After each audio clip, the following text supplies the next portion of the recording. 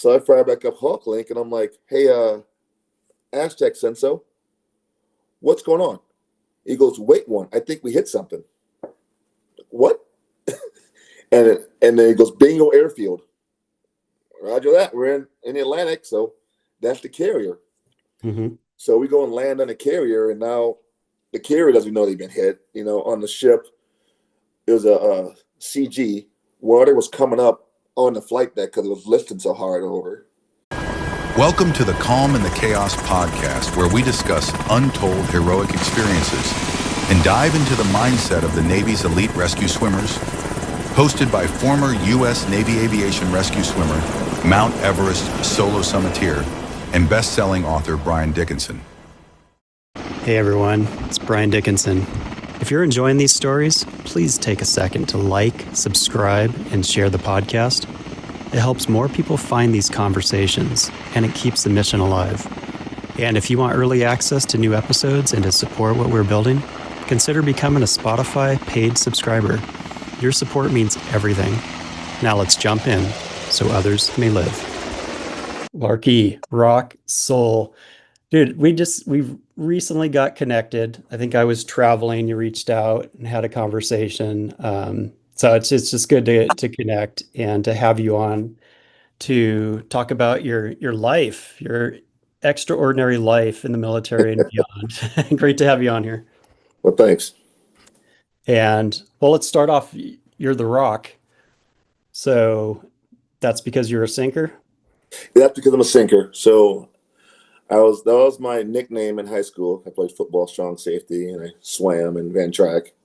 Nice. And then when I got to Pensacola and started doing stuff, they're like, yeah, they started calling me Rock again there. So it's kind of like, I guess that's gonna be my name now. So Yeah, no, it's a good name. Mine was Dickie, so I would take Rock. yeah, there's a lot of fun to be made of either name, depending on who you are.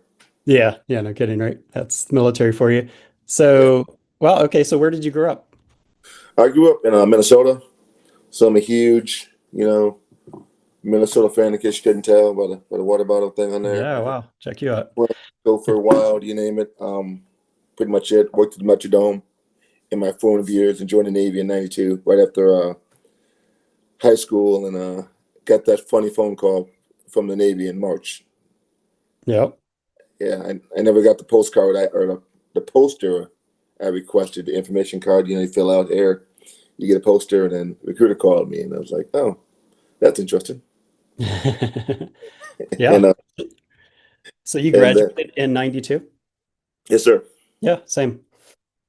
So are you the same age, 51? Yep, I just turned 52 in May or June. Oh, I'll check you out. You're my elder. You're welcome. I got other people my elder, so I was looking at them on the track. Yeah, we're on the same track, but you're on the curve in front of me a little bit, so I'll watch you. Yep, keep an eye on me. I appreciate it. Okay, so wow. Okay, so you joined the Navy. Like, what drove you to the Navy? Well, it was a call on a bad day. I was looking to do some other stuff after high school, and then, it was post some Navy movies. I won't name them, but in the early '80s and '90s, I make fun of them now. But Totally. And they called. As you're motivated. Yeah, and they had offered going through the process. I had some cousins who were coming back from a Desert Storm, who were in the Army and other branches of the military, and I had kind of shopped around a little bit. And the Navy was a 2-year deal for me. They said 2 years, figure out your job. If you like it, you do an apprenticeship program. You can go to school. After that, here's the stuff you qualify for. Mm-hmm. So then I was a non-des airman. They call them pack airmen, I guess, now. So I did 2 years, and I did the math on it. Initially, I was like, well, boot camp's like 2 months. Training's like a month, and then you have a month of leave. So 2 months of leave. So I'm like, well, shoot, I'm already at 6 months, 7 months out of 24-month contract. So yeah, knock it out. Yeah, and then did the non-des airman thing. My first boat was the USS Incheon. So just about every one of the ships I've deployed on is now a reef, which is kind of depressing. Yeah, I know. And I did a time there. I got my EAWS, my ESWAS. So I was an E2, and that was a kind of a big deal at that point because I was an E2, and I had to wait till I'm 83 to put those on. And then my first deployment was very active. I did 7 deployments total, Oh. and pretty much 6 of them. Only one of them went to as planned because everybody else, something happened in the world. So my first deployment, we went to Somalia, Bosnia, and did that whole gig back in '94. Supposed to be a Europe deployment, and we ended up going to Somalia and Bosnia. And they're like, Somalia, go for like 6 weeks or 2 weeks. It's like, nah, longer than that. Mm-hmm. And then on the way over there, we had a series of bad events, unfortunately, where we had lost one of the ship's ACOM ladders because I was in V3 in the hangar deck, and we lost one of the ship's ACOM ladders. Heavy seas crossing across the pond, and then about a week later, we had a 46 crash, and only one of the crewmen made it out, and that was pretty traumatic because I had already started the pipeline or started training for go to aircrew SAR. It's like already done tests and done all these different things and swim tests and all the good stuff. And I remember Brian, the guy who survived it, he had heard that he was about to get medvaced off, and he had heard, I'm pretty much, I was like, I'm done. I can be at the Navy in like 6 months. I'm done. I can be done deployment. Go do something else in my life. Go to college, do whatever. And he had a conversation with me about it. And he goes, remember driving? Like, yeah, I remember driving. You ever get in an accident? I'm like, yeah. You still drive? Yeah. It's a helicopter. Bad things happen. It stunk. What caused the crash? And then, of course, with NATOPS, lessons learned, they changed up what they did. Because like with 46s, you could kind of, I guess, like pop the clutch of the engine, kind of scoop air into it and make an engine start because of engine failure. And they basically tried to do that at night, not on goggles, and put in the water. Yeah. And then about a week later, we're off the coast of Somalia, woke up at dark 30, and AC-130 had its wing, had a malfunction, one of its turrets, and the wing got shot off or blew off, whatever. Oh. So like 4 mass casualties, got recovered and taken to our ship and got medevaced off. So just that kind of, you don't think about when you're going through it, but then you start writing stuff up. Like, man, there's a lot of kind of Yeah. stuff that happens. It is wild because once you get out, the body keeps score, and it's just what you're doing. You're young and you're experiencing this stuff, and it's like, man, that's pretty messed up. But you don't think too much about it because you just keep moving on. But yeah, you're right. You start writing that stuff down, start journaling. It's like none of that's okay, but you were effective at that time. Wow. But Okay. but you're also, I think, for our generation, our group, you're taught to push a lot of stuff down. And I look at kids nowadays. I got 3 kids that are, my youngest in the Navy. He's 80 out at Virginia Beach. He's about to go on his 2nd deployment. He did a 9-month deployment the other year, and it was like 231 days out at sea. And I was like, that's not my Navy, dude. He was like, Nope. You're doing the same path. But nah, dude, I was a small boy guy. We pulled in the ports. 115 days was like the longest out at sea on my first boat. But, Well, so you got back from that. Did you go straight to Aircrew SAR then? Yeah, so pretty much after we got back from that, and then went to Haiti because Haiti happened. Oh. So we were back for like 6 days, and you get those phone calls you see in a movie. I was home on leave, and we didn't have cell phones back then, obviously, and my sister says, "Hey, the ship called for you." I'm like, the ship called for me? Yeah, you need to call them back. So I called back to the ship, and I'm like, what's going on? I'm like, hey, you gotta get back to the ship. We were calling everybody. It's like, what are you talking about? We're calling everybody. You gotta get back to the ship. You gotta be back by the 3rd of July, I think it was, or something like that, whatever it was. Get back, and then, the president at that point was surging our ARG, our amphibious radar group, to Haiti. So we did that bit for a little bit, for 2 months. And then finally, when I got done with that, I went on leave and went to report to Pensacola. Yeah. Okay. And Wow. Well, so you have a lot more experience than most people that are showing up to air crew oh, and rescue swimmer school. So yeah, take yeah. us through that. Well, actually I had a little more than that, because I went TAD at the HSL 34 Okay. in 90, was it 93, 94, whatever it was, 93. So what happened was, as the story goes, I'm a young guy, I live on the boat, so I'm working on my EAWS, and I get my EAWS. And the air boss at that point, he was a pretty cool dude, and he knew I wanted to go air crew, wanted to go SAR, and I was working out. We had a Huey, and he had said basically if I could qualify for stuff, I could, see about going TAD. So I went TAD that summer in '93 to HSL 34 and got some H2 time with the red pins, and ran into some of the guys there later on in the HSL pipeline when I transitioned, and was a Bravo guy down in Maple, Florida. Hmm. So it was, and then of course you learn a lot there, because my first boss, Admiral Gaudio, he was a Mainer, and I remember this clear as day. I checked on board the ship, didn't know what I wanted to do. It was kind of stand down period. It was like January, and they had Huey, and I was like, well, I want to do aviation. I thought I wanted to be an AD or something, or AM or something, and I was going there hanging out with them, and went to the flight line one Friday after work, ended up launching the Huey. And the next Monday, or next on the way, I met Commander Gaudio, and I'm sitting in there with this other guy who had checked at the same time I did, and this guy was a partier. He was drinking every night, out of shape, just this dude. And him and Gaudio were just talking. They're just chatting up. They're both from Maine, and I'm sitting there thinking, man, I haven't busted my butt, that's all right. And then at the end of his conversation with him, he looks at me and goes, hey, great job.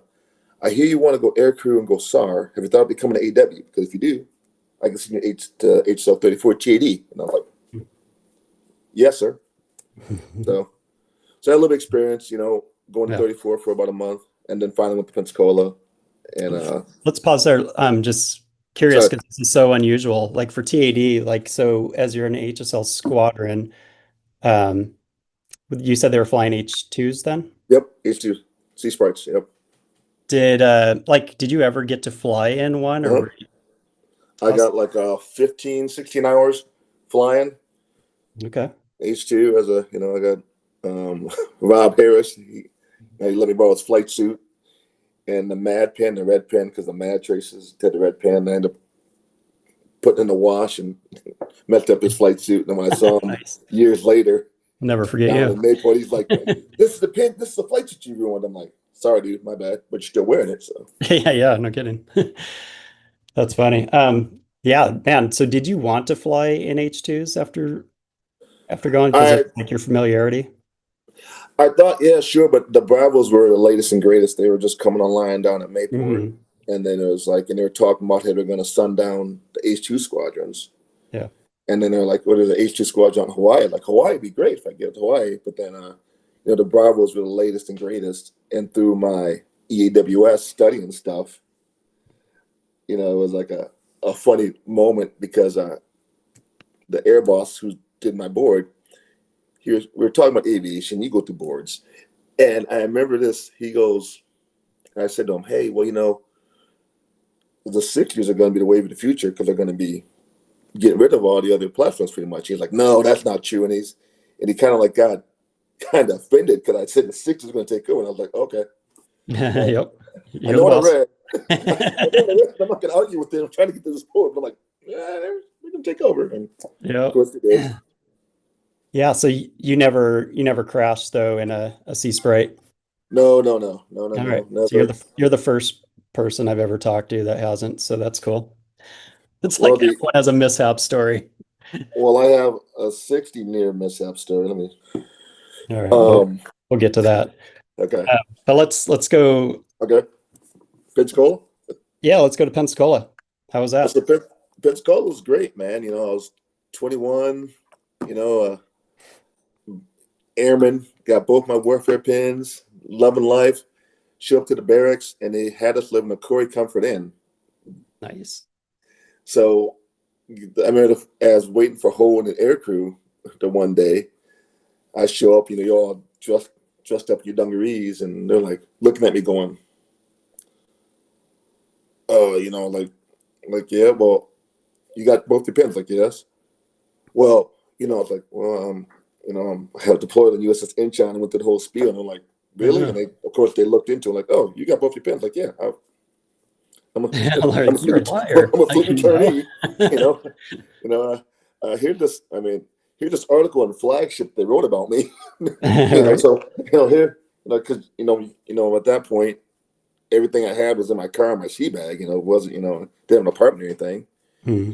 So we'll go to Pensacola. Aircrew was easy, except for floating, because rescue swimmer, not a rescue floater. Yeah. So I remember doing the initial screening, and even like in boot camp, the initial screening, where I didn't float. So this much of my face is at the water, Hmm. and I'm floating on my back. And I remember a lifeguard going, "Stop moving your hands and arms," because I was just treading like this. And I Yeah. stop and I sink, and I'm like 3 feet down, and I'm looking, I'm like, and he does one of these to me, and I'm like, he goes, "You don't float." It's like, "I know." "Okay, keep what you're doing," because I wasn't panicked. So the Yeah. same thing kind of happened in Pensacola, where they're watching me float with this much of my face out the water, and they're looking at me thinking, "There's no way this guy's going to swim."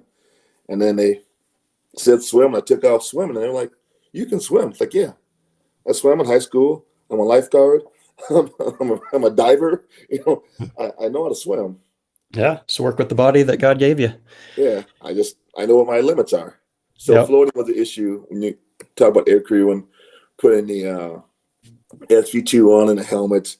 That was the only time I did remediation in Pensacola, was because of that. Like a mile swim, the runs, no big issue, but the floating piece, Hmm. that was every night. I had to go to the pool when anyone else would go to RSS build up. I'd have to go to the pool and work on the floating progression of floating with your helmet or floating with the SV2. That was the big one, floating. I had to float for 5 minutes and then Yeah. inflate it.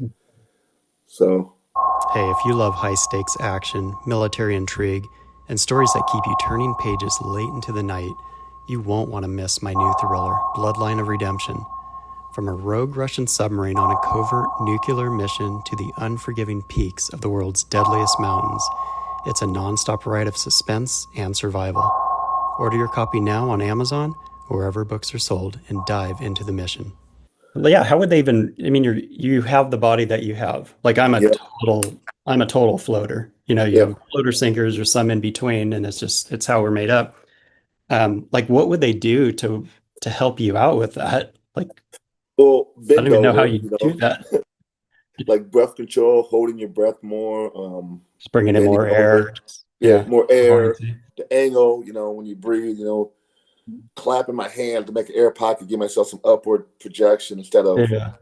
being just sticking my head up because I'm negatively buoyant then and I'm sinking. So give myself some positive, get a breath, get back into it.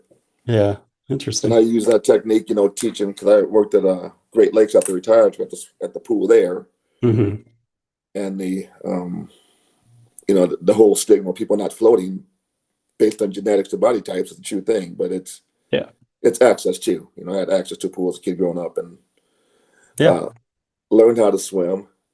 And the funniest thing about it, I tell people all the time, my mom told me, or she was told, don't go in the water till you know how to swim as a kid. That's what she was told.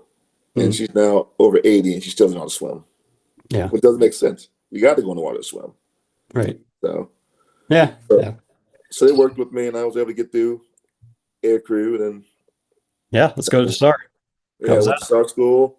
Were you That, worried going into, I mean, everyone's worried going into SAR, but if floating was a problem, was that a concern? no, I wasn't concerned about that with SAR school per se. Obviously, everyone's feared breaks and releases.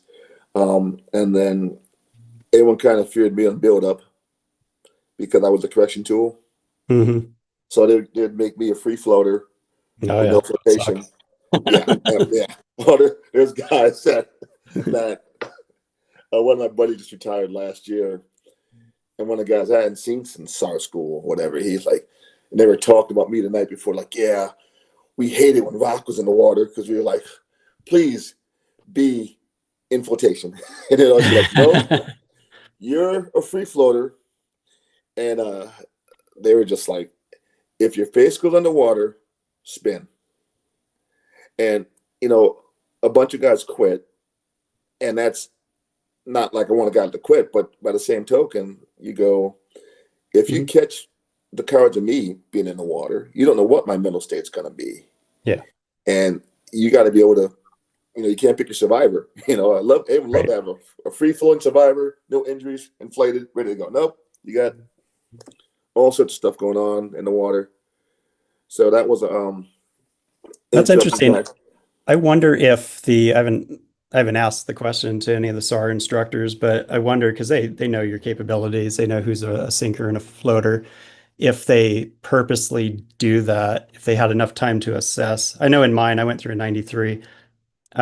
We had one Marine from the class above, and he was just a solid dude and a total thinker, but he did not like, you could tell he didn't like to be out of control. So the thing you did is just remain calm, take him to the bottom and just hang out for a little while, wait for him to kind of like, okay, I'm done. Like I'm locked on, but I want to get out of here. And it would just make things a little easier. But then he was so solid, he was a rock himself, getting him to the surface. And I was a scrawny, I probably still am, but scrawny little dude. But you're right. You can't pick your survivors. And a rock is one thing, but then a panicked rock is like worst case, right? Yeah. Well, they did. Ironically, Brad Hole, he was one of the instructors he was one of my instructors, and he would use me all the time. Other guys would use me, but he came through when I was at Star School Jacks as a Cat 2. So I was instructor, so the tables were turning. I'm like, oh, yeah, awesome. Yes, you get the buddy tail. And he's like, really? Like, yeah, man. Yep. It's a small world, and you never know what side of the table you're going to be on. So Yeah, act accordingly. Yeah. Well, so you had Darren on before Haltman. We were in the same class together. Okay, awesome. Yep, good dude. So okay, so all the normal things, life saving, multis. Like, what was the hardest part for you through SAR school? Life saving. I think just the anxiety of it, because you don't. It was different. I had done breaks releases, and that was like the hardest part of it. And then when the first time I did it, because I got rolled back, I was in a big class that began in January of 95, and I got rolled back. My ear was messing up. Say, ended up med rolling me. So I went through the second time, and when I was doing one of the maneuvers underwater, the guy who hit me, he was a good friend of mine, and we actually went the ride together. I inflated myself. I bring his hand in mine, I inflated myself. So next thing I know, I'm on the surface. I'm just like, what the heck? And the instructors are yelling at me. I'm like, I didn't do anything wrong. I was down there chilling. All of a sudden, I'm at the surface. So, and they threw another vest to me, whatever, and I put that on and went through the rest trip. But that was the hardest part was that right there was just getting through that. The multis, I think I had one multi issue. I didn't clear the chest from a strand before I did the inflation on the backpack. But besides that, it was pretty easy. I mean, Pensacola was a good time, living 21-year-old, Corey Comfort Inn, getting per diem, getting paid to work out, it was a good time. Did you ever get busted at rum runners? No, I was of age, so I didn't get busted at rum runners.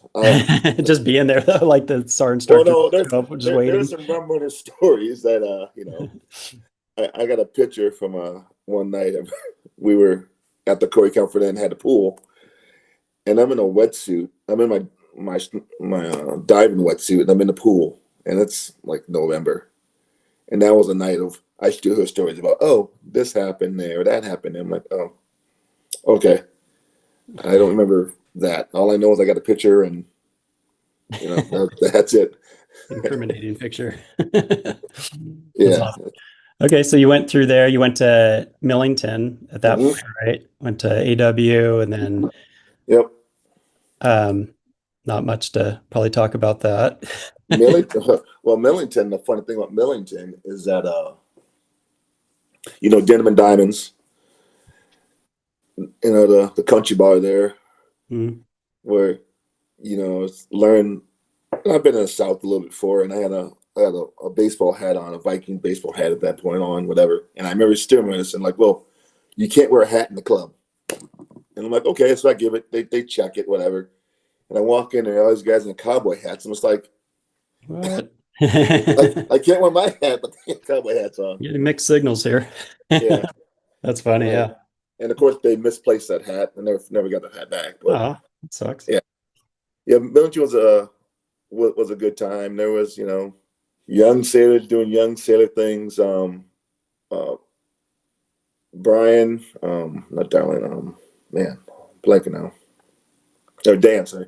Dan Garber was my roommate in A school, Mm, who ended up dying in a crash in the Fernando Mountains in '98 with 47. yep. So yeah, it was a good time, but it was an interesting time because the barracks life was not for me. I was like, all right, Yeah. I'm a little older. You guys want to do these stupid? Look, let's get to school. Hmm. Let's party and the weekends and get Yeah. going. Get out to the fleet. Yep. There's a lot of that where it's like you just kind of hunker down, you got to get through it, because that would lead right into SEER. It's one of those Yeah. things where not so fun. Where did you end up Unless going to SEER? unless you unless you're a fleet returnee and a different line of money. So we Oh, didn't yeah. go. We graduated in May of '95, and we didn't go until the following year, till '96. So Oh, wow. there was like four, 3 or 4 of us fleet returnees that were going through the AW pipeline, you Hmm. know, and they didn't have money for that and our funding code, whatever. So the guys went in May and they went, and it was mosquito driven and all this other stuff. So we went a year later, and there was snow on the mountain. It snowed on the mountain. Mm. So Yeah, I don't know what's better. Like, get it over with. I didn't take leave out of Millington, went out okay. to San Diego, and I advanced like a couple weeks and just kept getting further ahead of all the people I went through like SAR school and everything with. But I banged out SEER. They're all coming back from leave, and I lost 10 pounds and look What like, what happened happened to to you? you? Yeah. Like, tell me Yeah, everything. Like, you'll I think find I it. lost. I lost 7. I think I lost 7. But yeah, that was an interesting experience. It was just not gonna not say incidents that happened, so it's not on record. But there was some funny stuff that happened in SEAL school. We could talk offline about that. Where it's Yeah. like Yeah, for sure. just the dumb stuff that by the grace of God that you survive, and does end up where you're a summary of mishaps or just let's Hmm. learn. These guys did this, and now this happened to them. Yeah, yeah, for sure. Yeah, it's one of those schools that they encourage failure because that's how you learn, and you're Oh yeah, going you're going to fail. You're oh put yeah. in scenarios that are just not normal. What I learned about Sear was that, and they told me they're like, well, you know what, you wouldn't survive. It was like, okay, so now I know I can't get captured, but for the training, which is so funny, I was being, we'll say, counseled as Okay. if I got to camp Yeah. in Okay. front of everybody with less than appropriate clothing on, Hmm. and there yet you go through the whole thing where you're not a criminal, you're a prisoner of war. That whole law of primacy Hmm. that they teach you in aircrew, and I remember looking up because I thought I was saying one thing, and of course I was saying the other thing. And there was a guy who I had actually deployed with at that school, Oh, wow. and they saw in my face because I had they I had stopped for a second, and then they whatever, and then they realized what was going on, and he moved out. And after everything was said and done, he came and talked to me. It's like, yeah, you recognize me. Like, yeah, now that I see you again, yes, but there was that moment of just a funny thing that, you don't think you're going to see somebody Was from he an SEER instructor? school.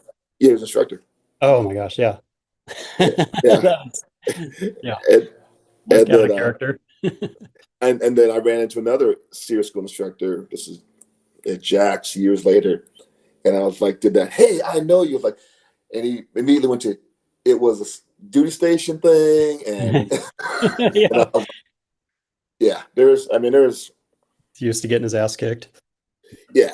Well, that's the thing about it. There was we were in the final day, and we were out in the yard doing the thing, playing the role, doing what you're supposed to do, and my buddy, um, Oliver Wiggins was right across from me, right?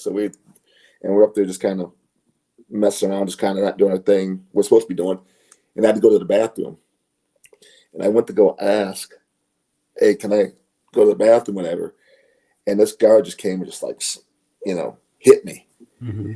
and Oliver was sitting across from me, and he's just like, oh. And I guess my look in my face was like, I'm over. It's over. And some other dude just came and walked up, broke character, and was like, hey, get up, go to the bathroom. Just was right over there. He just totally like broke character because I Hmm. guess they saw it like, yeah, we saw that you had enough. You were done dancing. You were just like, well, you're like, yeah, I never saw anyone look that angry. And I was like, how'd I look? Like, you looked like you were just like done. You were over it. It's go time. So Yeah. and and so it was just stuff like that where you think back, man, okay, I wish I had a camera that somewhat to know what I look like when that moment occurs. But Yeah. You want to see that? well, I like to know what someone else sees because Yeah, yeah, it's interesting. It's like you want to see things and then you don't. It's like yeah, don't want to go back there. But yeah, it is interesting. Yeah. And they had to make a call in that moment because it could have been pretty disruptive, however it was going to go down.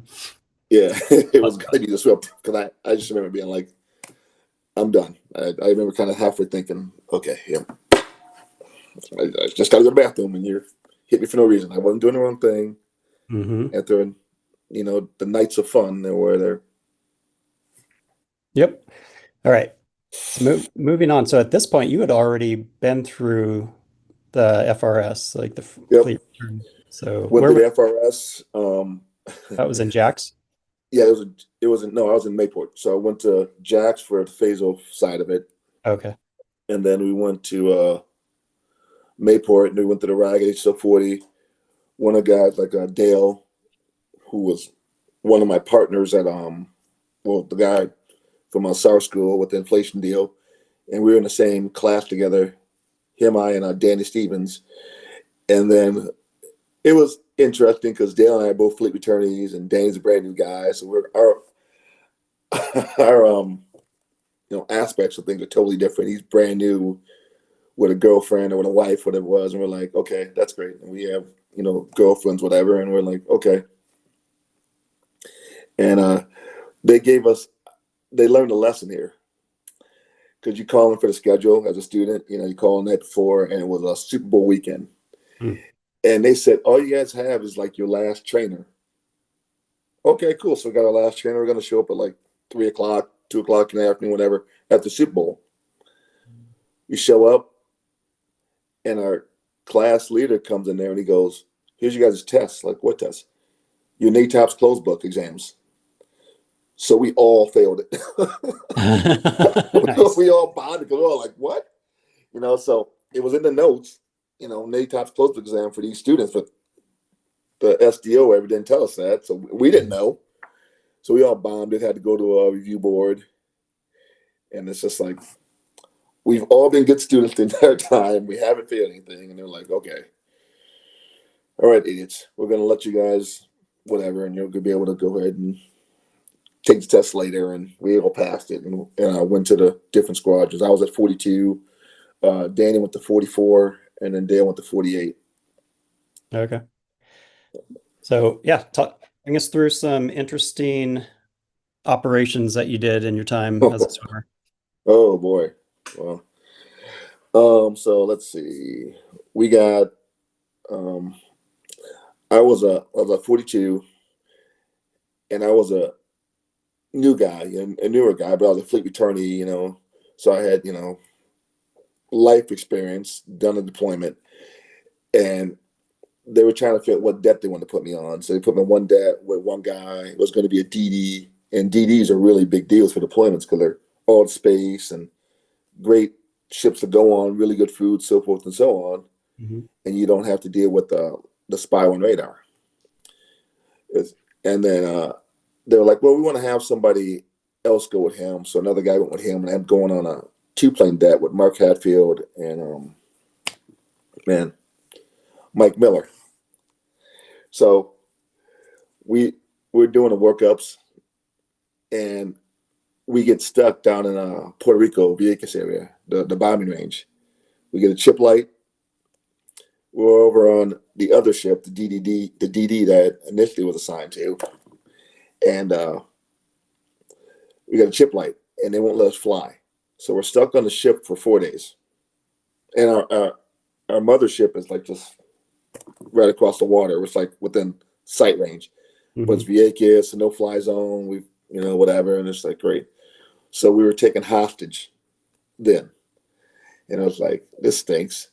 The ship ran out of soap, so they have any kind of soap or anything you could buy. I had money to buy stuff, but the ship still didn't have any soap or anything. So you're in the same flight suit, same stuff for 4 days. That was terrible. We get back, and then next workout would go out. So October '96, we're doing a workup, our final workup, and we had an incident first going out to the ship we're on, where ESM antennas had problems because they had the spy radar. Instead of being low power aft, it was high power aft, and it messed with our EMM or ESM system. So basically, think about the speakers. If you took a stethoscope and put it next to a loudspeaker, the eardrum is going to get blown out, basically. So that's what happened to our system. So they were trying that out, trying to figure out what happened to our aircraft. So they were checking effects of Spy 1 aircraft, Spy 1 radar on aircraft on deck. So they were in plane guard right behind the Theodore Roosevelt. So they're in plane guard, and they're normally at a certain distance, and because they're doing the testing, they were closer. Now, this is where communication comes into play, as you know, right? You got to say what you mean and make sure people use the same verbology. The Theodore Roosevelt was doing engineering certification. So they're going fast, they're going slow, they're doing swing checks on the rudder, they're doing stuff. And there was a comm issue with the Lady Golf. So you got all different ways to communicate, and they were using like flashing light instead of using regular radio voice comms or whatever. They were doing whatever they're doing. Well, basically, Theodore Roosevelt was going flank. Lady Golf went flank to stay with them, and then they did a crash back. And Theodore Roosevelt backed over Lady Golf. Oh. Yeah. Want to show your support for Calm in the Chaos and the stories of our nation's elite rescue swimmers? Check out our exclusive merch line shirts, hats, and stickers designed for those who live with courage and purpose. Military and first responders get 10% off each order. Just use the code SARRESCUE10, SARRESCUE, the number 10, SARRESCUE10, at checkout. Grab yours today on Amazon or briandickinson.net/store and wear your support proudly so others may live. So while this was going on, I was in the helicopter flying, and we're getting ready to land. They were going to shut it down for the night. It was like we were doing some track X and supposed to be tracking a sub or something, and we couldn't find them because now I know submariners, they weren't doing what they're supposed to do to let us track them. And we had gone to flight quarters. We're coming in to land. We had just secured our Hawk Link, and we were kicking over the land launch, right? Mm-hmm. And all of a sudden, like, no one's on land launch. So I fire back up Hawk Link, and I'm like, hey, Aztec Senso, what's going on? He goes, wait one, I think we hit something. What? and then he goes, bingo airfield. Roger that. We're in the Atlantic, so that's the carrier. Mm-hmm. So we go and land on the carrier, and now the carrier doesn't know they've been hit. On the ship, it was a CG. Water was coming up on the flight deck because it was lifting so hard over, and they were Mm-hmm. all manned up. People were throwing out their racks. The, the, Mm-hmm. the smallest ship felt it, obviously. And we landed on the flight deck, and it's like, holy crap. Okay. And then, like, well, we need to get gas. And like, yeah, we need to get gas and we need to get a swimmer because some of them fell in the water because this collision happened. Because now it's coming to light that, hey, this collision happened. Now the carrier's finding out this collision happened. And like, well, we need a swimmer. And I'm sitting in the door, just looking. And I'm like, we're getting gas. And I'm like, okay, I smell gas. We need to stop taking gas. And then once we stopped taking gas, and then Heather Lingo, one of the first female star swimmers, she comes out and she's my swimmer. We launch. No one went overboard. No one got seriously hurt, injured, or killed, thank God. But there was a lot of near mishap type stuff where one of the spaces on the carrier, someone had just been in a space for the aft sea whiz, and the space got crunched down to nothing. Oh wow. And people back aft, just like like you start unraveling this thing, the summary of events where people were back aft. The aft lookout had been secured because they were doing an engine test. So it was all noisy back there. So they got secured. So they didn't report in. There's just all these different kind of Oh yeah. weird things that, kind of lined up the Swiss cheese model of like, oh, this happened, that happened, and no one got hurt or killed. That's amazing. Yeah, but Yeah. you're launching and you're searching at that point because you have no Yeah. idea, right? You're just Yeah. We like, have no idea. Yeah. And we didn't find anybody, but just the fact of mere circumstances, you think about it for our side of it.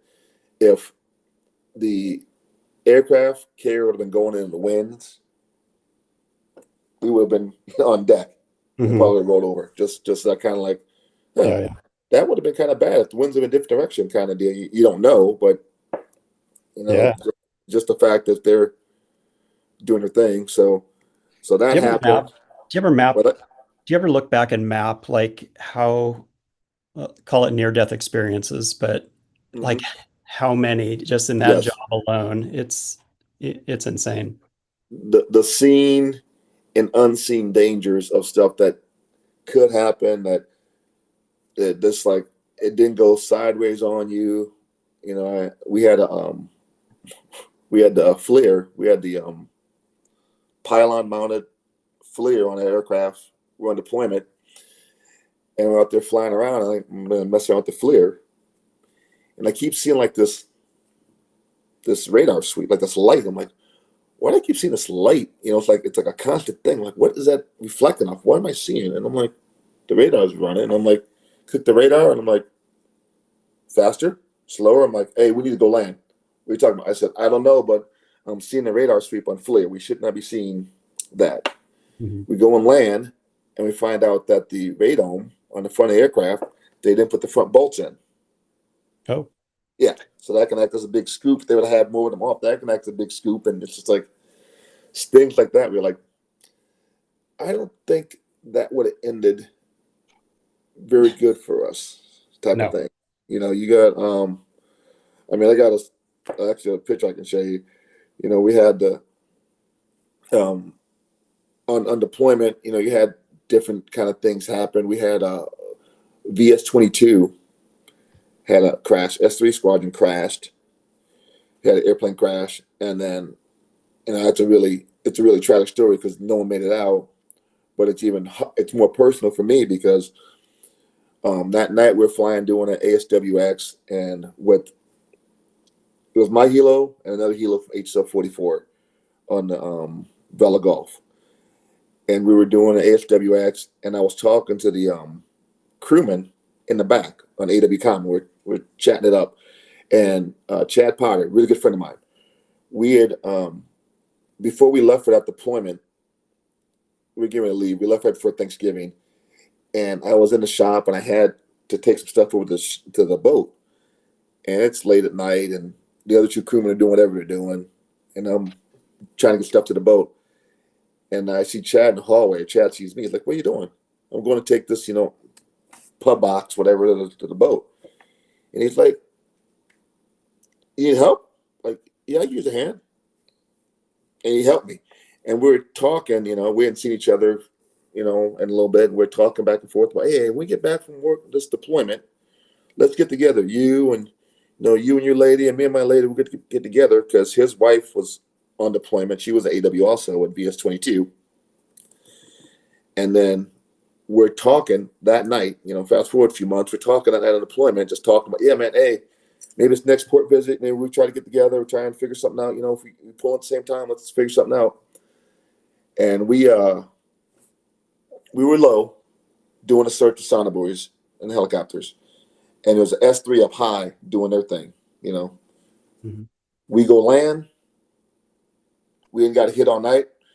S3 decided to come down and do a mad run. And they put it in the water. And no one made it out. Mm-hmm. So we land. We hear that the crash happened. My flight day's over. The other crewman launches. And nothing. The next morning, because every day we went to the carrier to drop the captain off for his morning briefing with the admiral. Mm-hmm. And I fly over that next morning to drop off the captain. I see one of the guys from the line shack, and I'm like, "Hey, what's going on with the crash line? Who was in it?" And he's like, "Oh, it was whatever." And Wendy was in there. Now Wendy is Chad's wife. Yeah. So now it's like, and we're going searching. So now I'm searching for Wendy. I'm not searching for Bob or Susan. I'm searching for Wendy. I'm searching for a person I know. Had a relationship with her and her husband. Now it's like, even now, I mean, it's, over 30 years removed, and it's like still stings. It's almost 30 years, next year. And it's like, it still stings a lot just for the fact of that, you don't, that's part of the job that they don't prepare you for. So having to search for her, and then we actually found her helmet, and they're just crazy that happens when like mishaps happen. Like, for example, for some reason, I don't know why they did this, their paraloft sent their dry suits over to our ship. I don't know why they did that. Yeah. So this is like I think a day later, and I'm in our little paraloft fan room area. We got our flight gear, and I see all these dry suits on the deck, and I'm like, "Why is your gear on the deck? This shouldn't happen." And I open up one of the ones, and of course, the one I open up is hers. Yeah. It's got like red hair on it and smells like her. I was like, "You got to be kidding me," and just that whole thing happened, where um, you you don't want to, and then of course Chad couldn't fly because Chad found out, and then and I ended up cross decking over to that ship like a few weeks later because we did a cross deck where they were one bird dead, and they wouldn't be two bird dead, so I flew over with a maintainer and a pilot, some other people, and we flew over there. And it was like just like a weird, just that craziness where you don't think you're going to be looking for a person like that. No, I'm sorry. That's Yeah. so heavy. And then Yeah. you're right. But Like no one trains you for that. Everyone thinks it's all glory, and oh then yeah, you're deployed, so you're trying to deal with that trauma and that loss on and your own. and the thing is that you just keep pushing it down because Mm-hmm. for me, I'm like, hey, I gotta keep going because I'm looking for Wendy. I'm looking for my friend's wife, Yep. and I'm thinking to myself, you better get your butt in the plane and go search for me. You don't be woe is me and about this.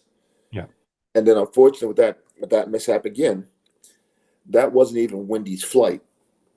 It was Oh. it was somebody else's flight. Another guy I know, it was his crew that was flying that night, but he had to do watch or something. Mm. So she ended up taking that flight.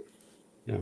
And I've seen Scott since that happened, and he's reminds me, and he said, we've talked about it. And he's like, yeah, I still see them talking to me before he left the radio. Come on, Scott, let's go flying. Let's go flying.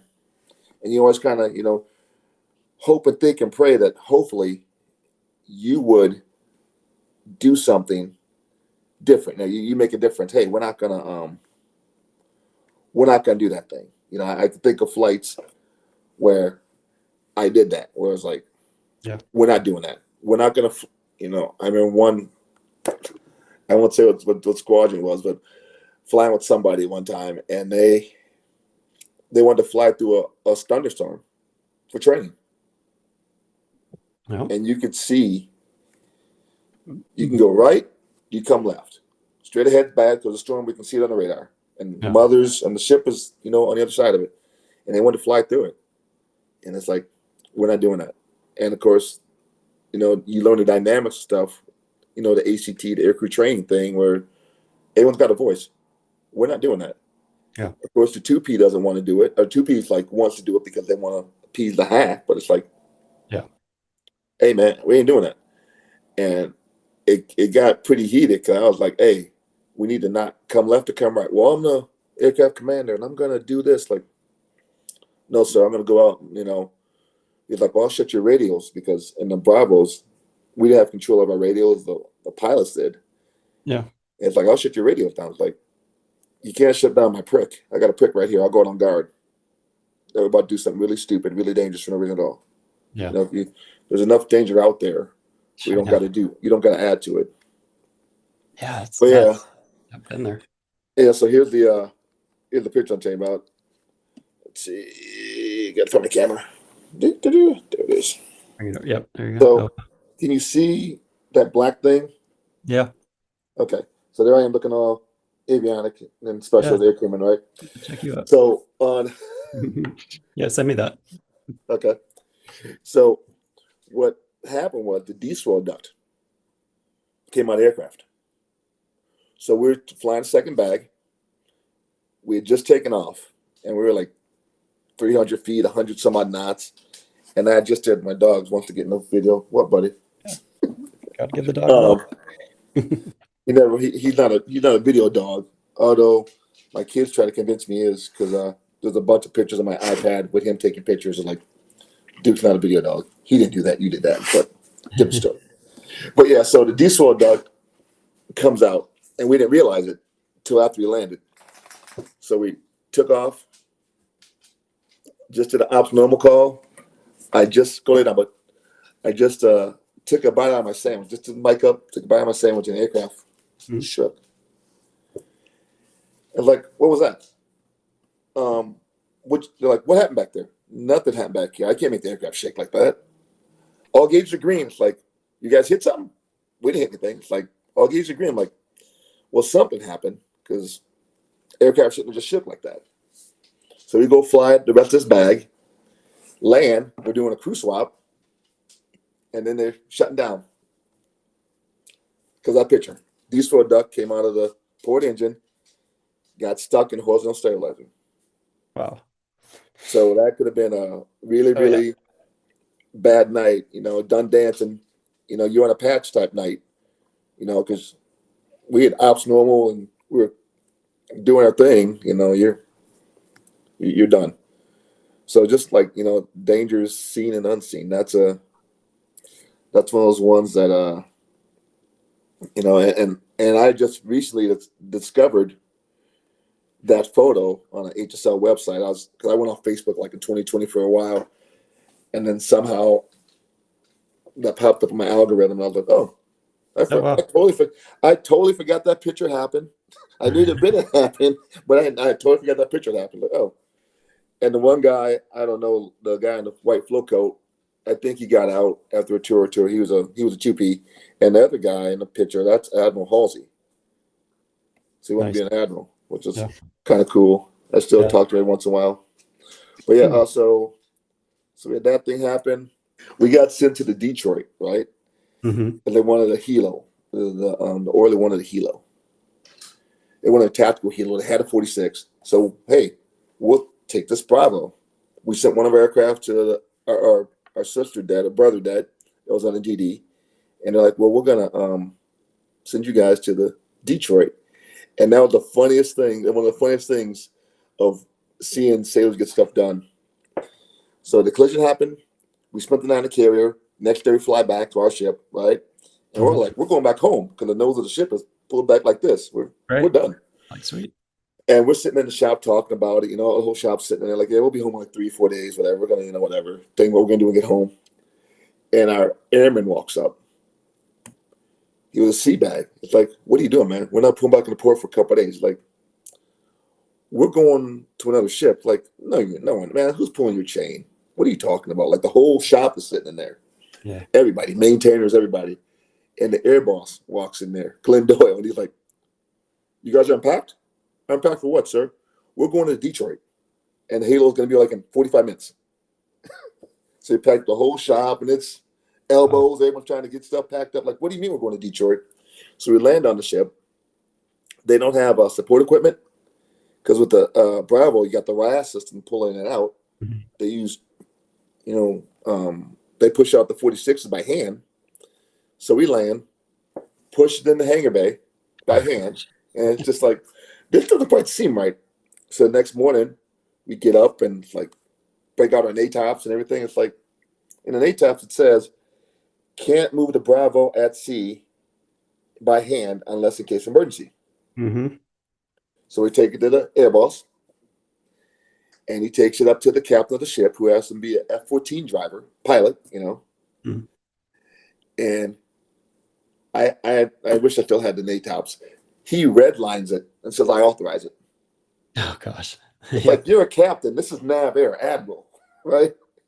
So all sorts of, our squadron is talking to Airland and blah, blah, blah, and they're all doing a thing. And, of course, we're the bastard child of the ship because here's this new toy that this captain wants to play with. Now we're like, we can't operate off you because it says it right here.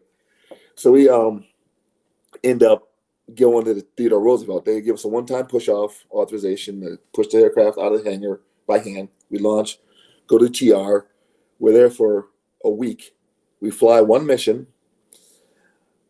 I watched the World Series the entire time because that's all I did. I was playing Sega with the guys.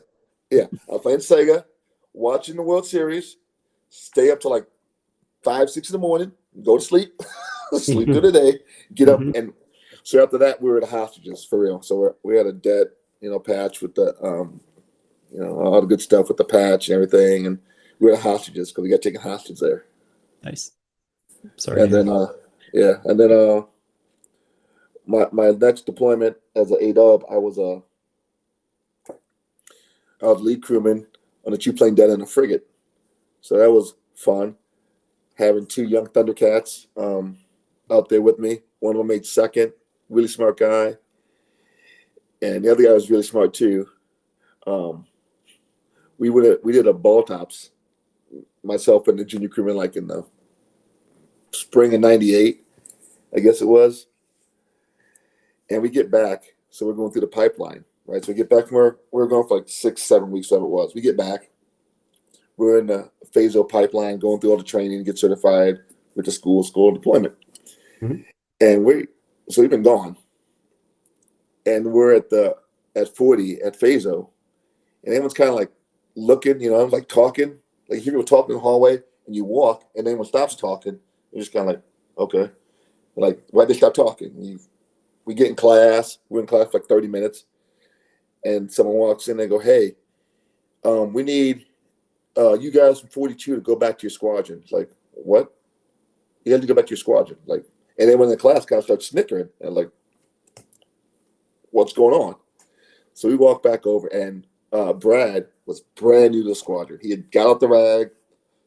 He was there for like a couple of days, went with me for 6-7 weeks. We just got back, brand new, going to shop and like, hey, everyone's going to the wardroom. It's like, okay, I'm thinking maybe it's a ward ceremony or something. I don't know. I'm trying to be optimistic about it.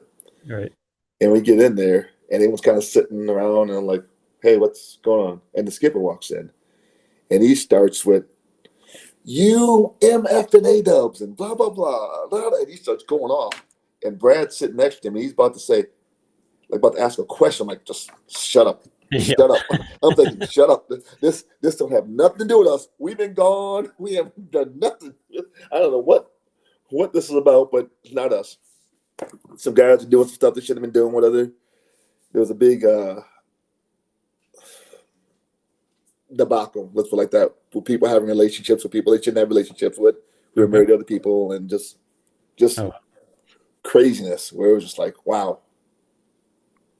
But yeah, so that was for my second deployment, me and the young guys, the two young guys, or um, Trey, the other crewman who made second right before he left, right? Yeah, I think before he left. So we're both second classes, and of course, the young Thundercats. Young guys. mm. They think they know everything. I was a young guy. I still think I know a lot of stuff. And they just were like the friction every time you say something. Hey, this, that, want to prove you're wrong, don't want to listen, don't want to do this, right? Yeah.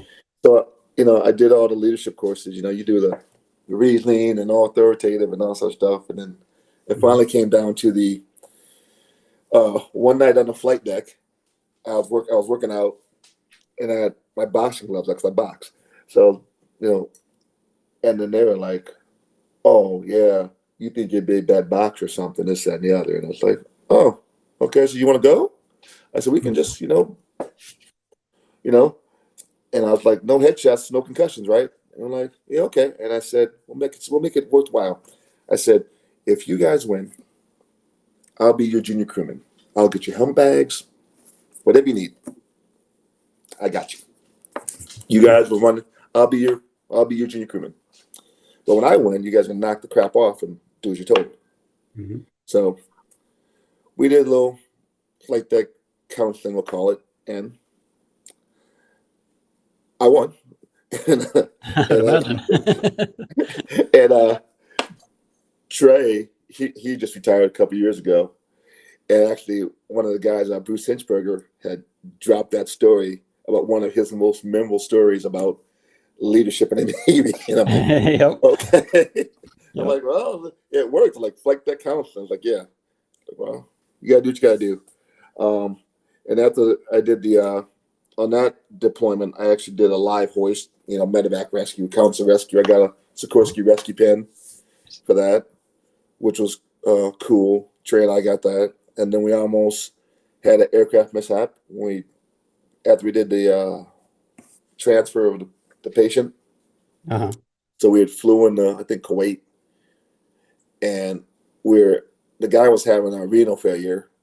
So we walked him out the rotary arc. It's a dark airport. We're getting out the rotary arc. We see what looks like a light. Someone kind of go over there, and then out of the corner of your eye, you see this Range Rover pull up under the rotary arc of the helicopter with a roof rack on it. So there's like that much clearance between the roof rack Oh yeah. Oh. and the rotors were for full go. It was just like, oh crap. So we actually got featured in Rotary Review for like curbside service or something. I'm thinking the article was like, yeah, just that the things that you're like, okay, because the guy like pulled up right next to the pilot, like on the right side. He was like right. Wait, so the article was like a positive article? I don't know if it's really But positive. you know better. Yeah, you should know better. Keep your. I mean, but it's like the Range Rover came from nowhere, and it didn't hit the tail rotor or nothing like that, but it just kind of Oh yeah. on the arc, and it was like, wow, that was not No. expecting that. And after that, went to RSS, a rescue swimmer school in Pensacola, and Jax. Mm-hmm. We had to go back to Pensacola again, which was fun. Do all that fun stuff. Go through SAR school again. Do all the floats and the swims and the stuff. Had anything changed at that point? Mm-mm. Kind of the same thing. It was still the same. Only thing that what changed was I remember, I can't think who it was now in our class. We were going on a run, and someone was like, "Hey, take this this yellow jacket, wait, some kind of supplement." And I got them running, and my heart was racing so hard. I was like, "Okay, I'm never doing that crap again." And Oh then, well, yeah. ironically, when I was at SAR School Jacks, we actually had one of the students died in the pool, Mm-hmm. and they did an autopsy on her and found out that she had taken like some yellow jacket, some other veteran-based stuff, and Mm-hmm. it was the 1,500-yard swim, 1,500-meter swim, and she basically blew her valve off in her heart. Yeah. She was going to pass it. Leach, one of the instructors, in the water with her, and she was going to pass. They're swimming, and everyone's cheering, yeah, let's go, let's go. And she looked up, took 2 strokes, done. Wow. So that was that was really, really Horrible. bad. She learned about the human body, like all the stuff they told you back in the day. Don't be taking this, don't be taking that, don't be taking these supplements. Watch how much caffeine, because Yeah. you don't know. So yeah, I did like I said, Star School Jacks, got my bachelor's there with SIU with a couple guys I knew from 44, Jerry Day, who just retired not that long ago. He's a mass chief, and then Ron Williams, who's, I think he's still active duty. He may be retired. He was those two were peas in a pod together at 44, and went to SIU, got my degree from them. Graduated the weekend I graduated from SIU. Got one of those fun phone calls from the OIC of the schoolhouse. He's like, where are you? Like, sir, I'm at my house with my family. Remember, I graduated college. They're like, yeah, oh yeah, yeah, congratulations. Sorry I couldn't make it. Is your family there? Yeah, my family's there, sir. Can you put them on speaker? I'm like, sir? Yeah, put them on speaker. I'm like, Odd all right, request. sir. I'm like, what's this about? He's like, yeah, can anybody hear me? I was like, yeah. He's like, I want to announce Officer Candidate Soul will be going to OCS, blah, blah, blah. And then less than a month later, go to OCS and Oh. do that whole pipeline, and became a swell. And then, so I can hop back one. When I was at Star School Jacks, funniest thing, I'm doing ASF, the war's about to start, like 2002, 2003, whatever it was, and doing security. And they got the contract civilian police officers there. So I'm talking to the guy one day, about one of the guys one day, and he's like, yeah, I was a Pensacola. I was like, really? I was a Pensacola. And we start talking. He's like, oh, you're that guy. I'm like, I'm what guy? I was your in-water safety back when you tested in for aircrew school, and I was sitting there thinking you weren't going to pass because you were sitting there Oh, like wow. this. And I was just like, that's just weird, kind of small world, like, Heck yeah. That's So just awesome. like just stuff that you run into people who you don't think you're gonna run into, you're never gonna see again. Just try to be kind and nice to people. Try to treat them the right way, and hopefully they'll Yeah. treat you okay. There's another running story I got. My first LPO on my first ship. I was getting out the Navy in 94 and 15, 14, 14, 15, when it was, and I had to do a sleep study. So I'm at the sleep lab, and they're got me all the electrodes on my face and everything, and the guy comes start talking to me, and he's like, "Oh, so you're retiring?" Like, yeah, and I'm an officer now, I'm a lieutenant, and he's like, "Oh, so where'd you serve?" I'm like, "I served," and I started going through. I was on Incheon, started listing off the places. Mhm. He's like, "I was on Incheon." I'm like, really? It's like, what years? And it's like we start looking at each other. It's like, I worked in V3. It's like, I worked in V3, and this dude, I hadn't seen him in 20 plus years, was now a sleep tech at the hospital in Portsmouth, you Wow. know, doing my test on me. And I'm gonna say, because familiarity, and we kind of knew each other from before, may have been why he did it. But you go to sleep with all the electrodes on your face, Hmm.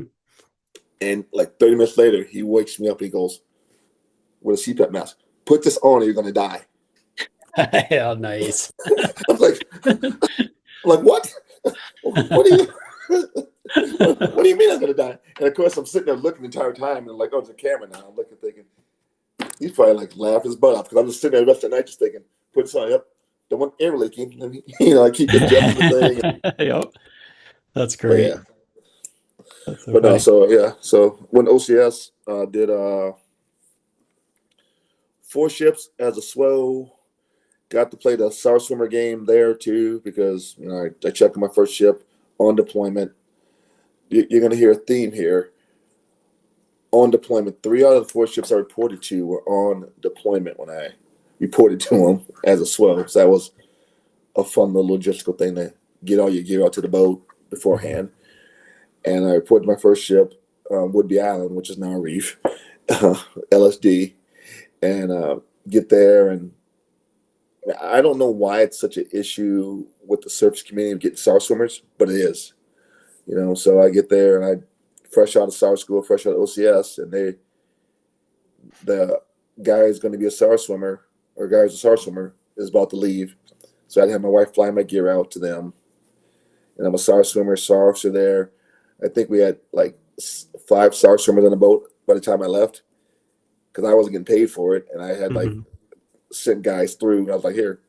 And of course, I knew people in the schoolhouse, and it's like, you better not go to the schoolhouse and embarrass me. I just left. You better handle your business. So we had 5 on that boat, and then next boat, I actually ran into one of my guys who was one of my students when I was at SAR school, and did that there. Woodby Island, yeah, Woodby Island. My brand new SAR swimmer, we had a guy jump overboard. We were anchored off the coast of North Carolina. Jumped off, threw a life ring to him. He can't swim, and he's trying to swim with the life ring. Oh gosh. So, so we get manned up, and Just they're let him like, go. Let's see how "Yeah, far it's he like can go. that's yeah." And I let the new guy, the new guy's like, "Hey man, go get him," because they're like, it's like I'm not gonna go get him. That's no, you.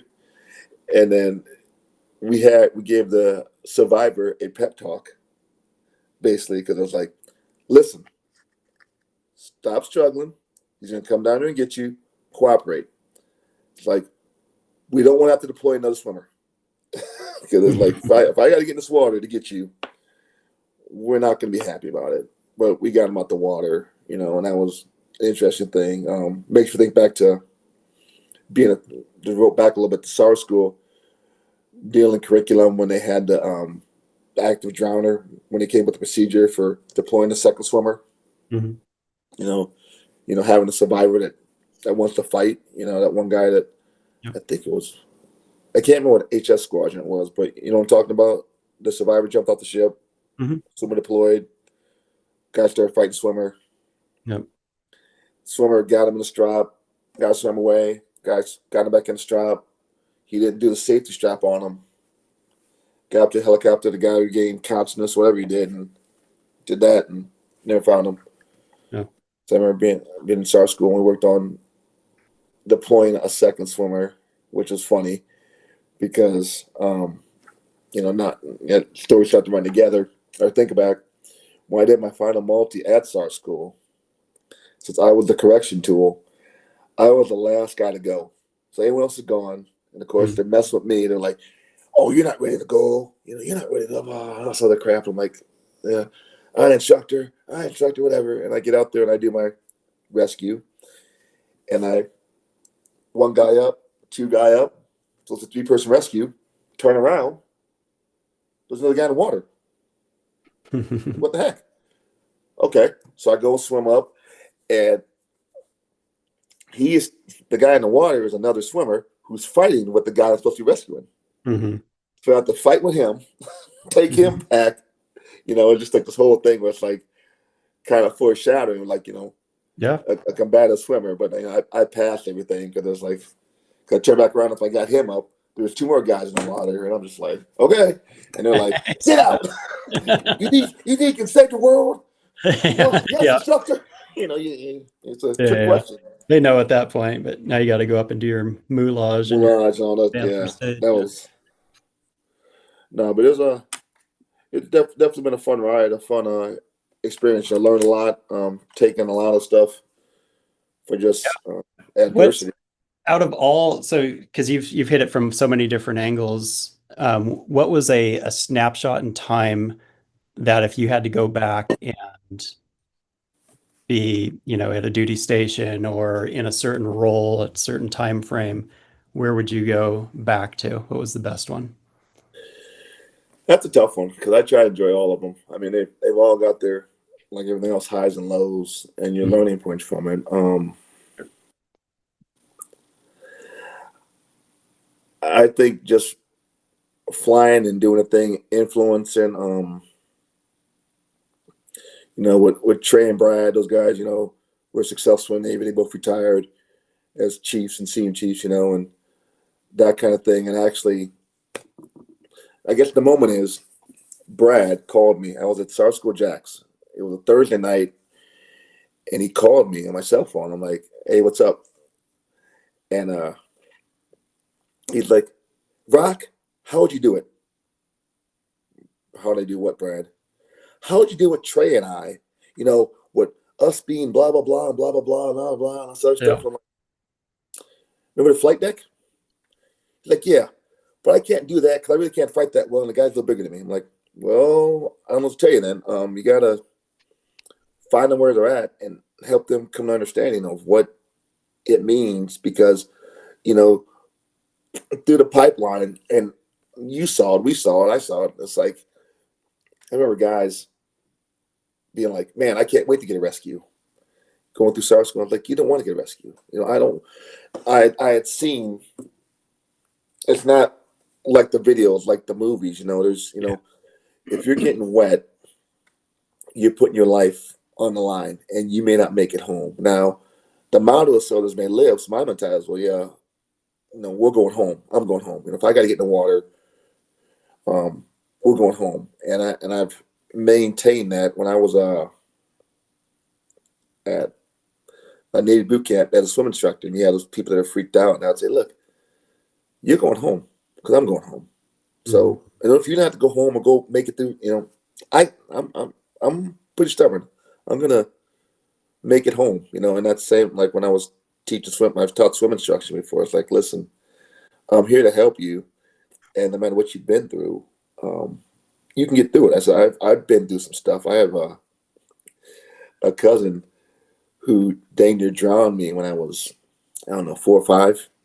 Took me about a 12-foot pool, all the stuff, and still yet able to endure and overcome, become a rescue swimmer and Yeah. diver, all the other stuff. So I try to use those points because my life hasn't been perfect by any stretch, but Yeah. I think that is the influence of trying to hopefully in your life influence someone. Like I think of people who've influenced me in my life, who called me on my stuff and kind of let me know about my, I don't know, my cockiness, as anyone has it, my Your areas of opportunity. yeah, areas of growth. Yeah, Sure. one of my when I did my board to go to OCS, I had my old OIC, Dana Gordon, and another 2P in there, Mike, in the board. And that when you put your package in, you got to put down your 3 selections, what you qualify for based on the test. So like, well, I had Swell was like my number 3 choice, I think it was. And I remember Dana Gordon asking me, he goes, so what are you gonna do if you get Swell? Because you come from the aviation community, and like, what are you gonna do if you get Swell? And I remember, and he reminded us all the time. He goes, I said, I'll deal with it, like that. And it's like, yeah, it's like, yeah, it's cocky, but it's a confidence thing too. Of you gotta Yeah. It's a fine line, but yeah. the deal, the card you're dealt. And of course, he reminded me of that when I call him. Him and I are still friends, and he, when I call him because he went on to command the not the Kearsarge, the Iwo Jima, and he's actually wrote a couple books on leadership, and I call him about stuff, and just the stuff that's been remarkable. You think about, for me, I think about the things that have happened. There was a Palatka tire fire or funnel fire back in 97, 98. I'm exactly, I think 97, 98. And I remember I was flying. I was at home guard flying. I was taxiing in, and the guys from 40 were running out to the aircraft and hopping the aircraft for lunch. And it's like, what the heck's going on with them, And then you hear that there was they're going down to Palatka, I think it is, and there's a big tower that caught on fire.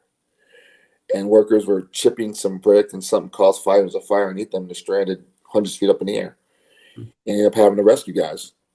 And they took 2 aircraft instead of just one. It took two, which was a good thing because the first aircraft had an engine failure, compressor failure, whatever happened, they had to land, and the other aircraft had to come in and rescue the rest of the people and one of the crewmen. So it was like just that kind of stuff where like, oh, yeah, that,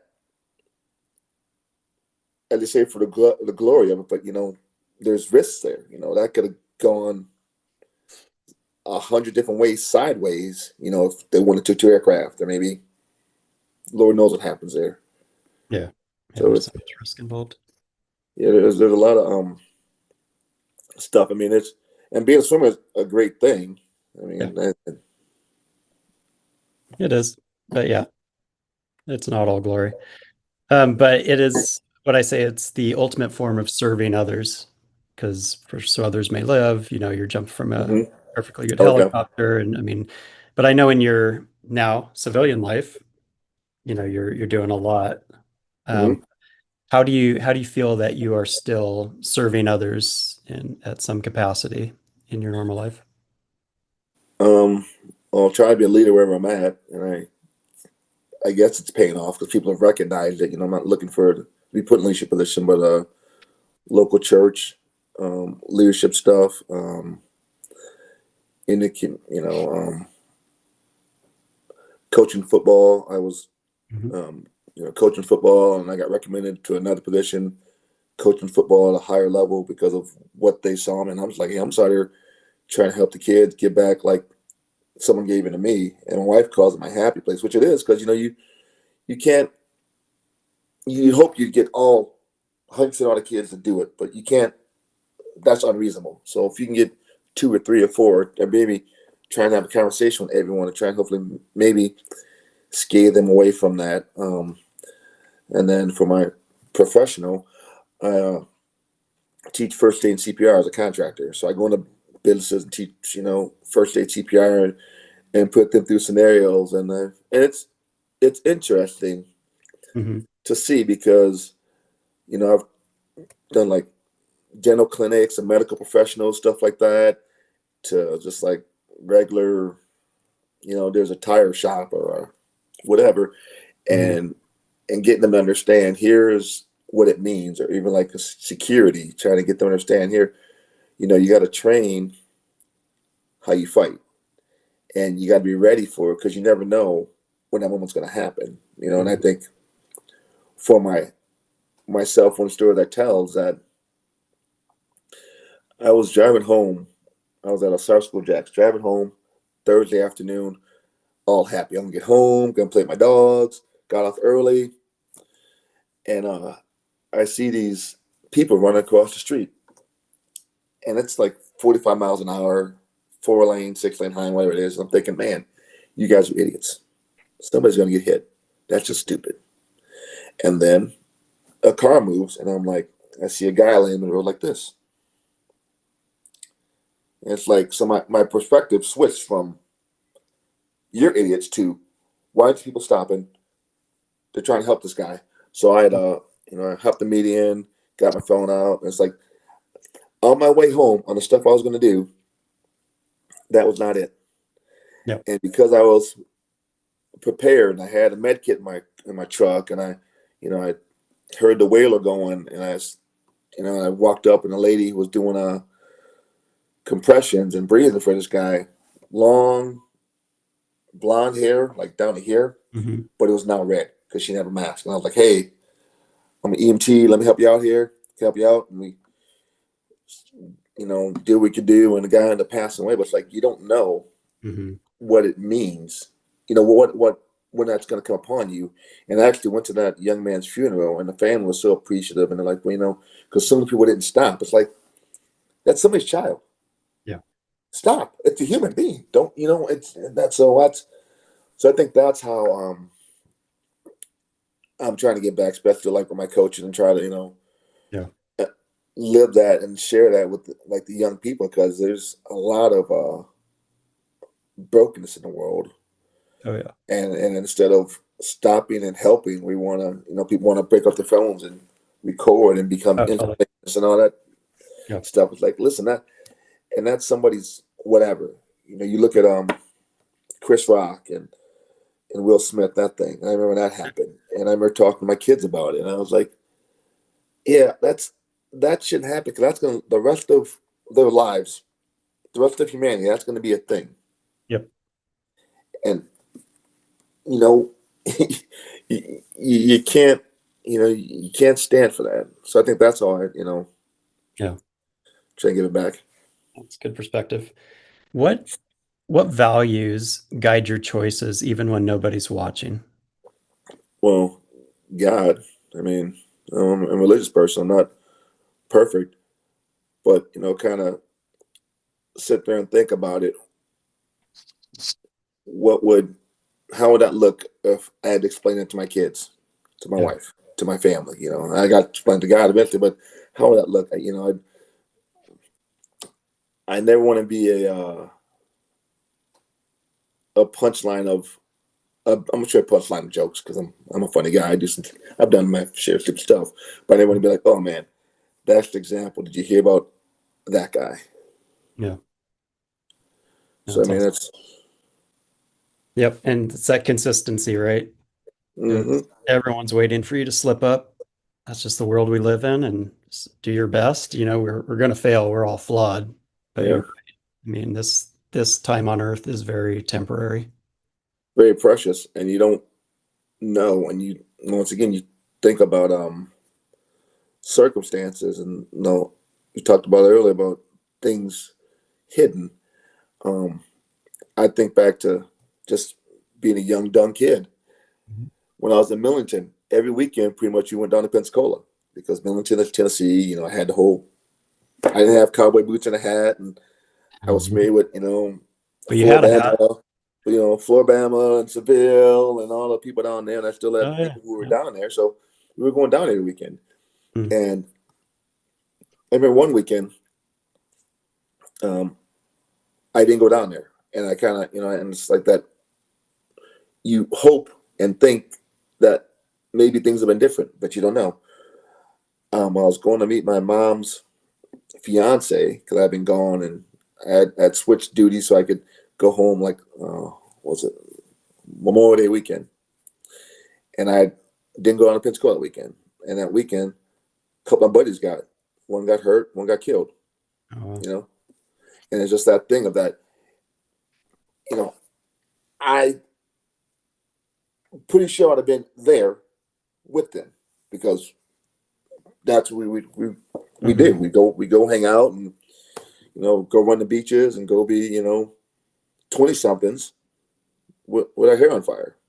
Yep. Yeah. Yeah. And you never know, right? Because if you're there, everything changes, but that wasn't the plan. And Yeah, or if you're not there, I mean, you don't know, and that's the Mhm. you don't want to live with regret, but you definitely want to have some circumspect and go, okay, how could this have gone better or worse? How could we have not even, Yep.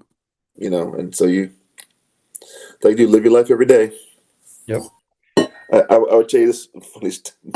Well, my daughter won't think it's funny. My oldest child, she's 24 now, and you talk about souls may live. I met her boyfriend, very nice young man, and met him, and we were talking, like, hey, what's going on, and my daughter accused me of interrogating him. I'm like, I Yep. can't Get find it? out any information if I don't talk to him. I can't find information. You got to have an exchange of stuff, and so Yeah. she had kind of said that. So I was like, okay, well, I'm going to kind of do that thing and push her under the foot. And I said, hey, do you want to know anything about what do you know about me? What do you want to know about me? Mhm. And he's like, well, I know you're in the Navy. I was like, okay, cool. Like, I did the Navy. Like, not really. And I look at my daughter. I go, oh. I said, so, honey, and I got my bracelet, my memorial bracelet right here, Mhm. and it's got the fins on there and the wings, and it's like, so you remember the motto for star swimmers? And she's like, so others may live. And I'm like, yeah. And I go, what's that sound like to you? To the young man, he goes, it sounds like someone who's dedicated and would do, stuff for people. I was like, yeah. I said, just imagine, I'm a guy who would risk my life for a perfect stranger. Just imagine what I do for my children. And she's like, you threatened him. I'm like, I did not threaten him. No, it's just the facts. I'm just laying out the facts as they are. You're a respectful young man. Just That's you know, awesome. I mean, this is who you're dealing with. This is who I am. I'm a very open guy. I'm a very um, compassionate, loving person. I'm a big just a teddy huggy bear. bear. Yeah. I am a huggy bear, sir. I Huggy hug bear. you. See his arms? Huggy. I hug. Yeah, yeah. I That- hug.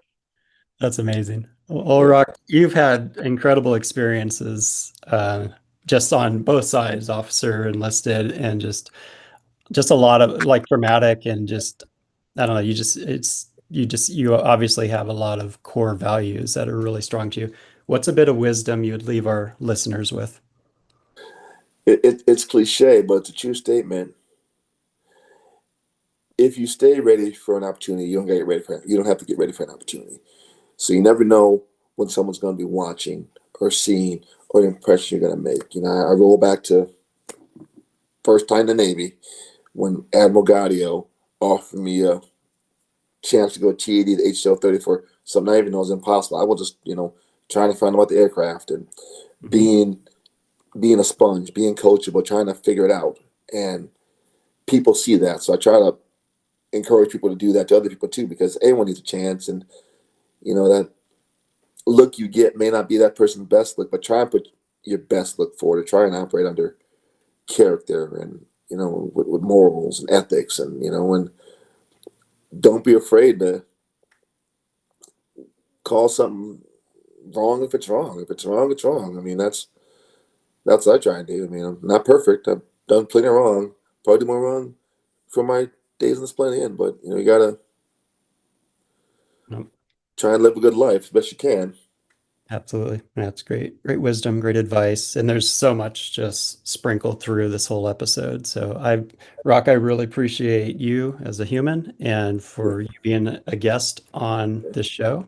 Well, I want to say thanks for having me on, and I haven't downloaded your last book yet. I've got the first two now, but definitely, Blind Descent.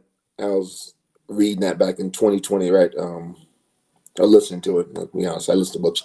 I was listening to it right after my mother-in-law passed, and during COVID, and my wife's going through all that stuff, and just kind of going through the turmoil and help. Those types of books help center.